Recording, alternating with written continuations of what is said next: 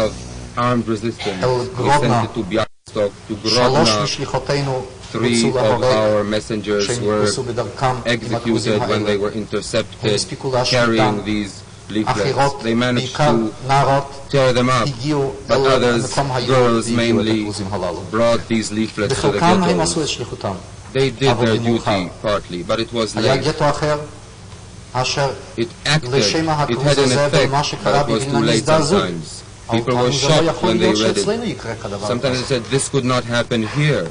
איזה גטו זה היה? זה היה גטו גדול. גטו ביאלסטוק. It was a big ghetto in Białystok. And serious public personages, leaders, שרצו אולי בכל מועדם לעשות להצלת perhaps later wanted to do all they could to save the Jewish population. They claimed, this cannot happen here. We have all these factories. They need workers. They need us. There will be a witness regarding Białystok, Mr. Kovner. So let us go back to an action organized by you to the smuggling of young people to Białystok. President of Court, here too I would ask you to be short. Remember, Mr. Hausner, I am coming to a very important and relevant subject, which concerns the accused himself. President of Court, you cannot complain about the patience the court is showing. You organized youth and smuggled them to Białystok, asking for help from outside. Is that correct? And this help came through a German officer by the name of Anton Schmidt. I'm prepared to explain this. No, yes, please answer yes or no. Who was Anton Schmidt? Anton Schmidt. He was a Feldwebel, a junior officer in the Wehrmacht of Austrian origin. He was the commander of a unit whose task was to gather stray soldiers who had been cut off from their units. The story of Anton Schmidt is one of the rare and amazing stories of those days. Will you please be short? You contacted Anton Schmidt. We did. The first, and Mordechai Tenenbaum Tamarov made his acquaintance. Since October 41, the underground had contact with Schmidt, and he endangered his life to help you. That is true. And he did it not for money. Correct. He supplied your men with certificates, gave you military trucks. That is also true. And this is what was called the Białystok operation. Yes, that's what we called it, Operation Białystok.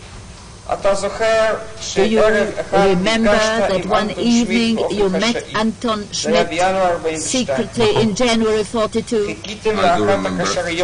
You were awaiting one of your envoys. That is true. Schmidt was nervous. He was.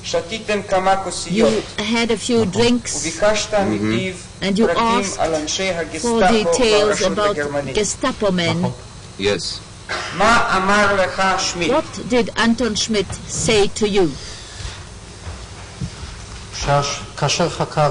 When I asked him and asked him to explain who they were and what it depended upon, because I was among those who had reservations about smuggling people to Białystok, not because of the risks, and there was a considerable risk, but we took a lot of people. It was a great distance from Vilna to Białystok in military trucks. But I was bothered by one thought. If we had one fate, if this was total annihilation, what's the use of running away from one place to another? I wanted to know who this depended on. Some people thought this depended on one commander, the other local commander, this Gestapo man or the other Gestapo commander.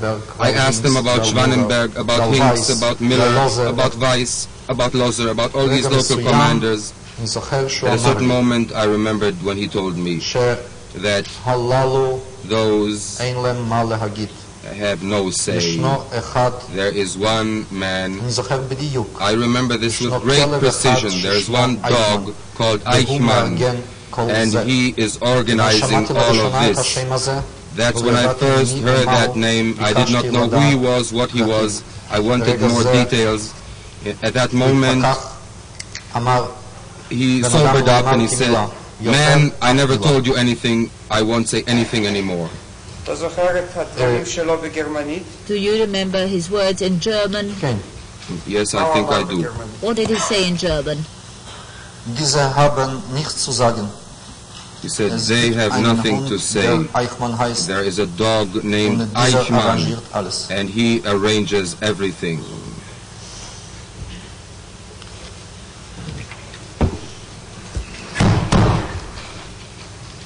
Anton Schmidt was arrested by the Gestapo later and executed for his connections with Jews. Yes, he was.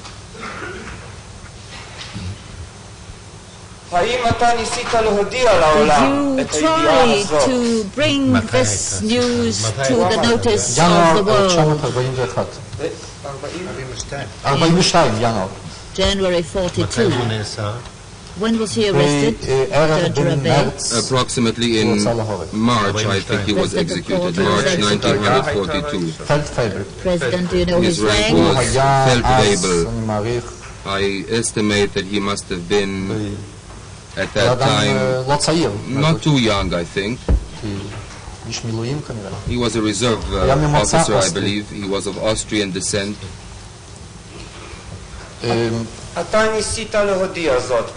You tried to bring it to the notice of the world, and the name Aeychmann. I did, yes. What did you do?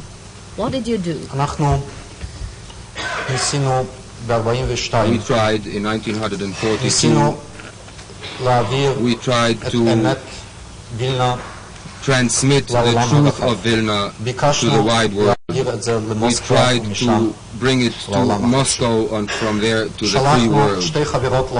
We sent two comrades, fighting comrades, two girls, who were to reach an objective, a really incredible objective, to cross from Vilna, to cross the front and get to Moscow. Since I was in charge of planning their journey, I remember precisely, I wrote a secret report.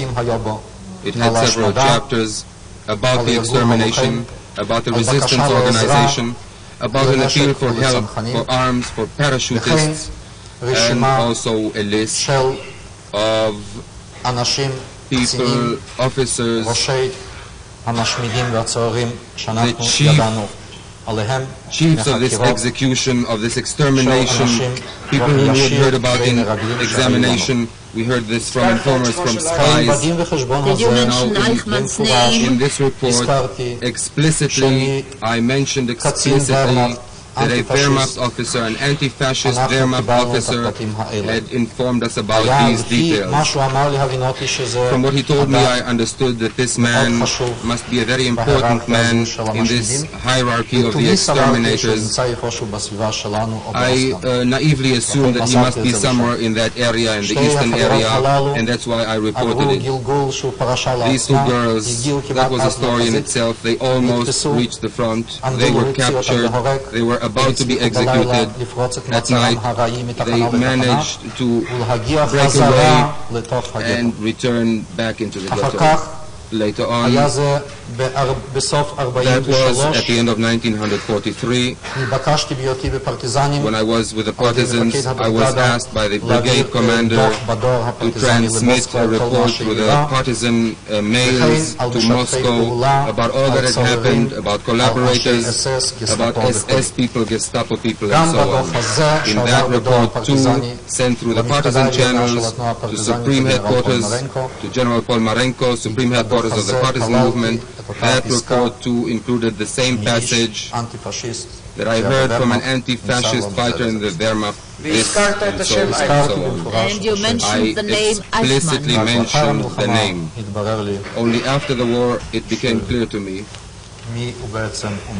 who he really was and what he was. Only after the war I learned what his duty, what his position was. But you believe that this did come to the The second report was delivered because I did something else. I know that.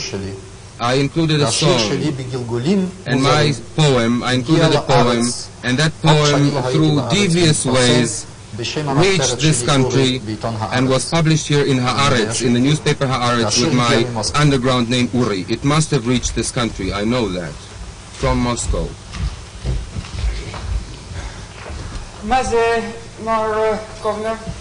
What is this, Mr. Kovner?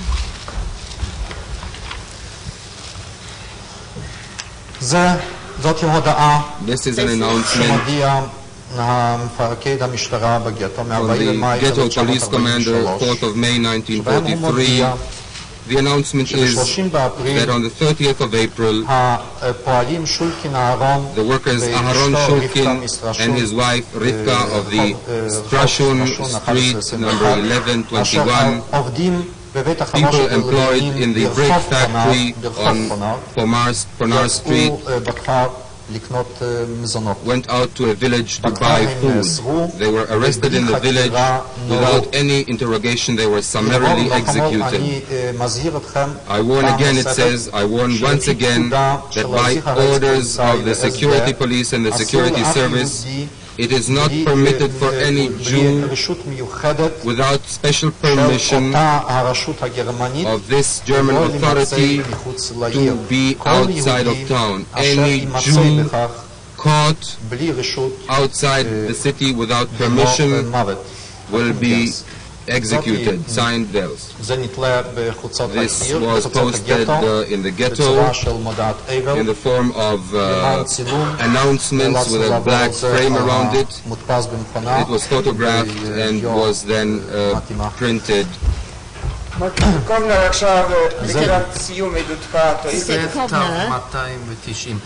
Complete your testimony. The President of Court, what did you say? It was typewritten and it was then photographed for archives. One had to go over it with a special ink. But there was a black frame. Yes, the black frame was in the original. The letters had to be retouched with ink. And now, before you finish your evidence, how did Wittenberg die, the first commander of the resistance movement? President of Court, such a poster was put up only in Yiddish? Yes. This was from the Jewish police. They say that they were informed by the Jewish police says that they were informed by the Germans. The ghetto police and the witness explains the Jewish police. Will you tell us about the activities of this underground resistance movement?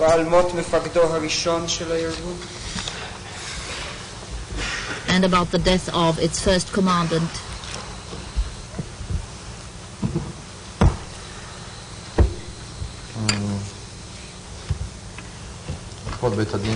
Your Honors,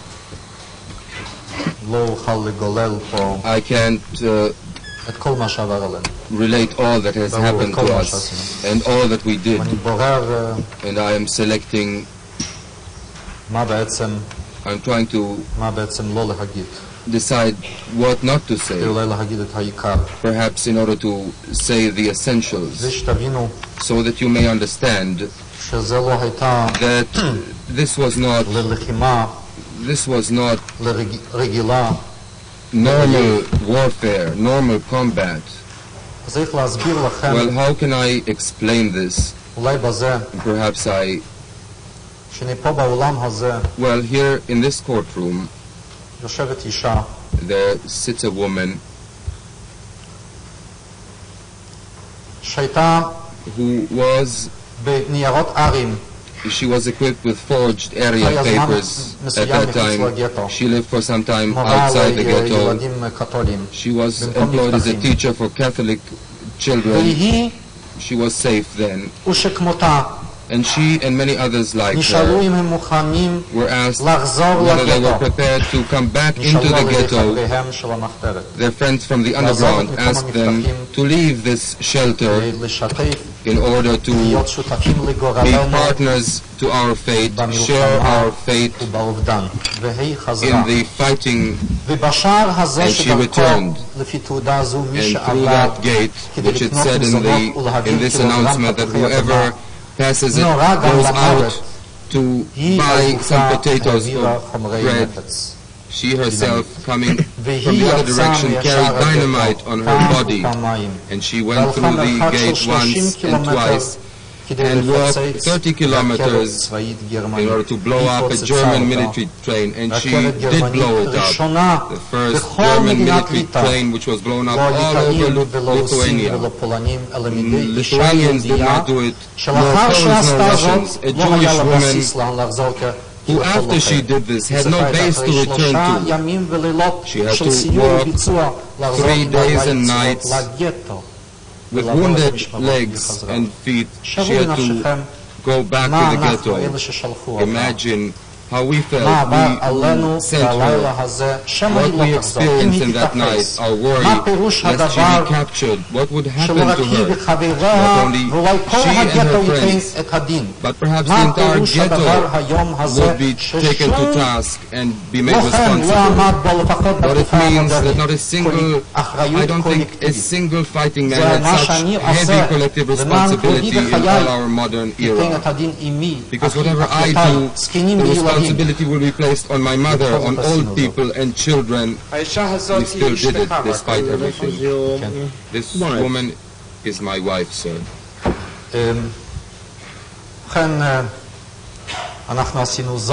We did this.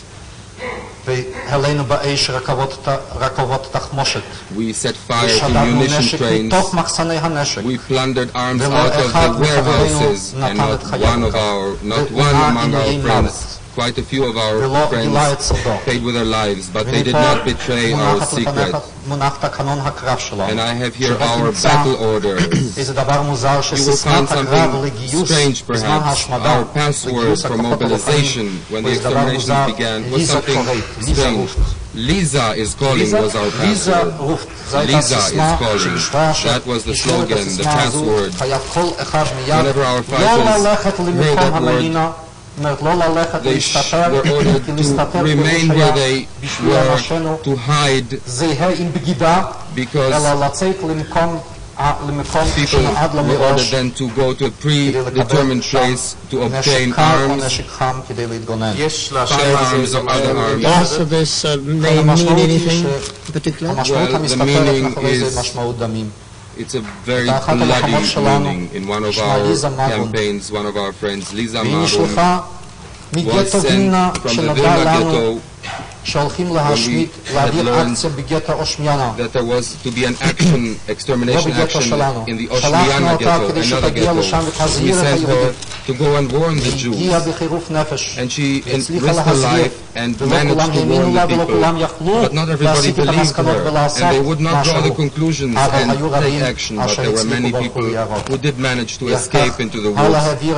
And then she went onwards and she brought our leaflets to other places. She was captured, she was tortured horribly unto death, but she did not betray us, she did not give us the secret. And that password was named after her. And there were others, many others. But to demonstrate the tragedy of this fight for human honor. But you asked me about Wittenberg's death.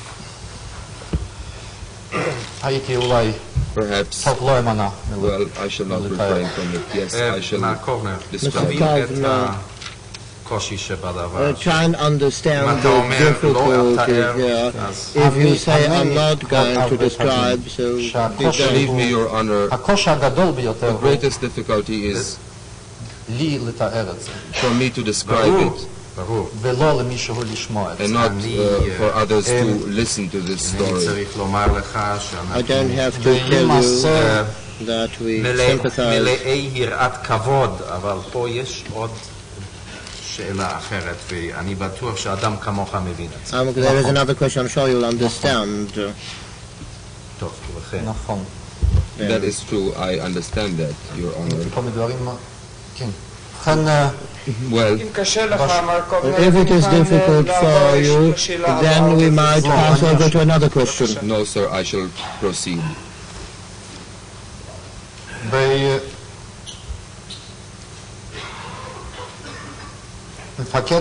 המפקד הראשון של ארגון The הלוחם first commander of the fighting resistance organization was a man, a wonderful man, יצחק, או named כשקראנו לו איציק ויטנברג. Yitzhako, we called him Itzik המטה היה Wittenberg. מורכב Headquarters consisted of Itzik Wittenberg, Yosef Blazman, אברש אחוויניק, Andrash Achvolnik, Nissan Reznik, and myself.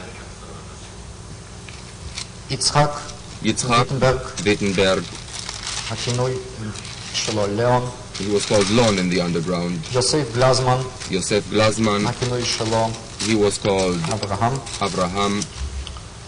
אברש אחוויניק, Abrash Achvolnik, Nissan Reznik, ואנוכי. and myself. התחלקנו בתפקידים, הוא We נבחר על divided our ידינו duties להיות among המפקד. ourselves. He was chosen to be the commander. ואנחנו בתפקידים שונים במטה. And we had other duties in headquarters. ביקשנו We asked מה שמבקשת כל מחתרת, למצוא what עזרה. every underground seeks. לא הייתה Help. לנו כמעט עזרה כזאת. We hardly obtained any help. אנחנו, בקשרינו אנו, We, בעידוד through שלנו, our הקימו את המחתרת contacts, הלא יהודית. We helped the non-Jewish ובראשם עמד underground ויטס. be set up. And there was a man named Vitas heading that underground. אדם פעיל במפלגה A הקומוניסטית. man לפני active המלחמה. in the pre-war communist party. ב-8 ביולי On the 8th of 1943 July הוא 1943, נתפס על ידי הגסטאפו. he was caught by the Gestapo. הוא איבד עצמו לדעת He committed suicide בתא העינויים. in the torture chamber.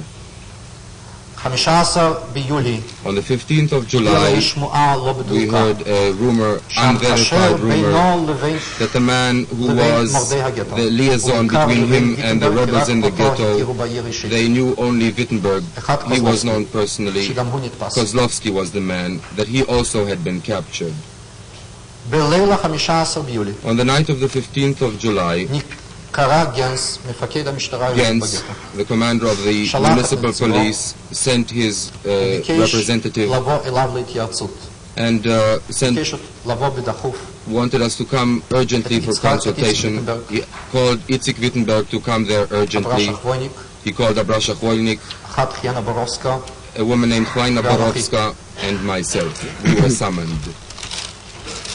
הודיעו לנו We שהפגישה were צריכה להיות בשעה told מסוימת, that אחר the כך meeting דחו must be שהפגישה at צריכה certain להיות יותר hour, מאוחר ב-10 but then it was בערב. postponed until 10 o'clock הגענו at night. למשרדו של מפקד We המשטרה. got to the office of the police הוא שוחח commander. תחילה על הוועדה, First he אם spoke כי הרגשנו about שמשהו עתיד להתרחש. transfers, but we felt something in the air. מתחושה הזאת And out of ומתחושה this פנימית feeling, an של internal חברינו feeling which we הלוחמים, had, הועמדו משמרות we had בסביבה posted הבניין guards ברחובות. near all main והנה, buildings אחרי כמה earlier. דקות של And שיחה, now, after a few שלא minutes of פירשה שום דבר, conversation, which was rather meaningless, נפתחה דלת צדדית מהמשרד, a side door opened in that office, Gens, of Gens's office, והופיעו and there בדלת appeared אנשי SS, SS men עם תת מקלעים דרוכים with נגדנו. loaded submachine guns. עכשיו, Now, ציבו לנו לקום ושאלו We מי were פה ordered to ויטנברג. get up, and they asked, who is Wittenberg? איש לא ענה. No one answered.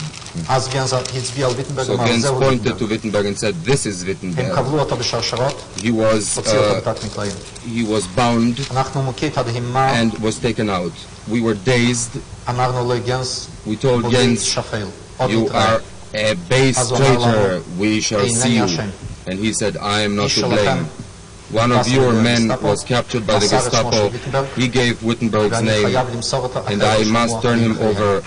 Others, אחרים otherwise, ישלמו אחרים בחייהם עבורו. would pay with their lives. This is what he יצאנו, said. We left the office, והוא הובל על ידי הגסטאפו אל שער and he הגטו. was led away by the Gestapo to the gate of the ghetto. It was not very פחות far. מכמה מאות מטרים. The distance was a few hundred meters or less.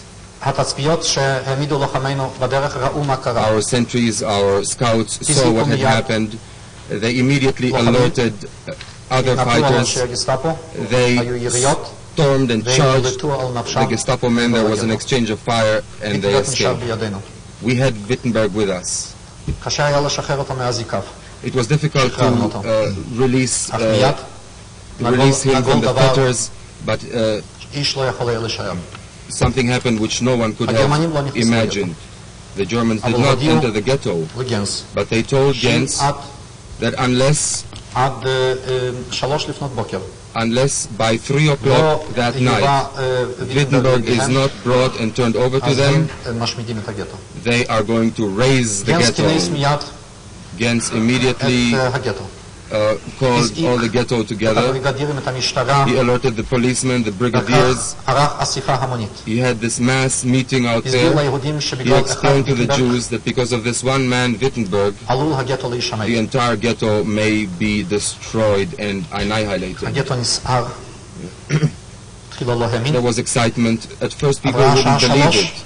The hour of 3 o'clock passed. It was extended. The deadline was extended to 6 o'clock. What happened in the ghetto it cannot be described. No description will exhaust that. Books have been written about it, and passages in many books. One of the few people who can speak about it, something really authentic, he never wrote it down. We had Wittenberg with us. We released him. When we saw what was happening, we printed a leaflet, a proclamation to all the Jews. I myself composed it, and I know it was not the truth which I said then. I knew we had no indication that there was an action about to take place. It was a static situation. I wrote that there was a decision to exterminate the ghetto, and this was merely a pretext. We shall fight, we shall protect, defend ourselves, I said. And I took that leaflet to Wittenberg. He ordered us to mobilize the organization. We did so. And then the Jews went out into the streets. There were no Germans in the ghetto. Gens mobilized everyone he could, intelligentsia, plain people, policemen at the head, who obtained arms against us. Delegations, deputations came to us. They pleaded for mercy. They said, you cannot endanger the entire ghetto for one man. And negotiations began. First of all, we postponed this. We rejected it. And then there was this furious attack by people. They attacked us, those people who were about to be the victims. They charged us, the defenders, with axes, stones, sticks, even with arms. Arms which they obtained from the Germans. We faced our own brethren. We explained it to them. We gave orders to our fighters not to use arms, not even knives. Our people tore out their own hair. They were bleeding in the streets when they tried to tear apart this illusion that it was not because of one man. It became clear later that Kozlovsky indeed had informed and had betrayed the name. But this did not matter to us then. We could not give up our commander and turn him over, and then the negotiations began. Well, we hid Wittenberg. We said he was no longer in the ghetto. He had escaped. And there's another young woman who is in the courtroom now. She took him dressed in the guise of a woman. He was dressed as a woman from street to street. We ourselves, his friends in the headquarters, did not wish to know where he was in order to not to be placed in temptation. But then we were faced with a choice. To open fire for the first time against the future victims, our brethren, all that we had built up for years is about to collapse. Because this happened, because we could be reduced to such terrible insanity, the victims could be reduced to that insanity because of begging for 1 hour of life. One perhaps cannot understand this. Now, towards morning, we reached Wittenberg's hideout, we, the members of the headquarters, his colleagues. We were dumb. We were dumbfounded. We were confused. Another attempt was made a moment before that by someone someone told Gens that another person will turn himself over. There was a volunteer for that, to take Wittenberg's place. He rejected that. He said there will be a confrontation with Kozlovsky, with the informer, but he promised that he will try to release the man from the Gestapo if he is turned over. And when they besieged us, the entire ghetto besieged us around our headquarters, and it was all we could do to get out, to get to Wittenberg, to this attic where he was. The revolver was there on the table. He wanted to commit suicide. No, he did not do that. And then he asked us, do you wish me to turn myself over? We did not reply. And I told him, look, there are Jews in the streets. We shall have to fight them in order to get at the enemy. Perhaps the others will stand there and laugh derisively. That is the situation. Give an order and we shall fight. Are you prepared to give that order? No, he was not prepared to give that order. He was a great man.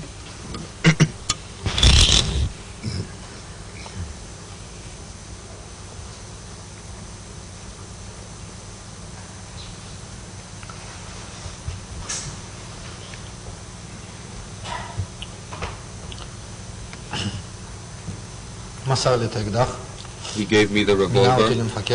He appointed me as commander.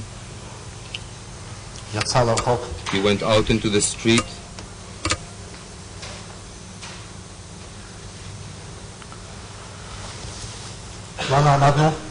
We all stood there. We had revolvers in our holsters. The fighters were on one side. The masses surrounding us, and they told us in the street, here he went to the ghetto gate to turn himself over to the Gestapo. When did you say? Yes, we tried. We tried to smuggle in poison, cyanamide. We did not manage. Something weird happened. Yes, he was tortured and he died. Historians will judge us to favor or disfavor. If I may be permitted to express my own opinion, today, even more than then, I believe that Wittenberg's death, that on behalf of the headquarters, with full awareness and consciousness, we turned him over to the Gestapo. That was one of the climaxes of the revolt, one of the greatest acts of heroism of the Jewish fighting underground in the ghetto. Because no combat is worthy if between us and the enemy there was another separating wall. Now, the last question, Mr. Kovner, is until you set up the Fighting Jews organization, how many Jews were sent, or Vilna were sent to Kona to be exterminated? About 40,000. It was very intensive. It took place within a few months. Are there any questions to be put by Dr. Savatsis to the witness? I have no questions as the answer. Your Honor, may I be permitted to say one thing more about the oath which I gave here? Well, my solemn affirmation, I wish to say this, that I said I would speak the truth, only the truth and nothing but the truth. I'm sure that I spoke truth, nothing but the truth, but the whole truth. Of course, this gives me an opportunity to tell you, and also to the Attorney General, the whole truth means the whole truth with regard to the questions you've been asked. It is quite clear that this is not the whole truth. We know it full well. אבל כדי שלא יישאר שום ספק בעניין זה, there is no question whatsoever about the fact that the whole truth has not been said, but in the words expressed by you, you've said the whole truth. This is what we meant. It is quite clear that this was what was actually meant, to tell the whole truth within the frame of the testimony. There was a misunderstanding. רציתי רק להבהיר דבר אחד. אתה דיברת בהתחלת העדות שלך על 3 חומות. השאלה היא קצרה והתשובה גם כן יכולה להיות קצרה מאוד. החומה הראשונה של המשתפים, למי התכוונת? החומה הראשונה של המשתפים, למי התכוונת? Those who participated.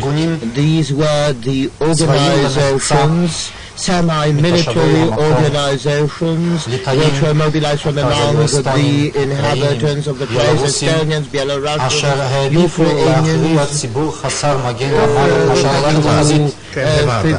החומה השנייה אמרת ההמונים המשוסים. I meant the local population which were anti-Semites. החומה השלישית, נדמה אמרת מתכננים. למי התכוונת? Who were the planners, the third wall? Whom did you mean by that? עוד שאלה אמרת. Yes. בסוף דבריך אמרת, Judge Halevi, you said at the end that between us and the enemy something was separating us. If I understood you correctly. למה התכוונת? What did you mean by that? האשליה שאין זה גורל אחד. That this is not one fate. זו שעד הרגע That up to the very last moment, even if they knew what was attended upon them, because they always gave us some sort of spark of hope that you perhaps will be outside the line waiting for death. This illusion had given various results because there were many people who try to save themselves on the account of the others, and they did their utmost to save themselves. Only the minority which felt itself less illusioned, who felt what the situation was, they understood perhaps better their allegiance to various organizations. Those people realized that they had to give personal example. There were those who showed the responsibility of the rebellion, and one can always ask who were those who were ready to fight. And those who were ready to fight were those who were less humiliated and who knew how to be within the ghetto and how to be responsible for what was going on in the ghetto. This illusion was deliberately planted by the Nazis, isn't that so? Because the Germans systematically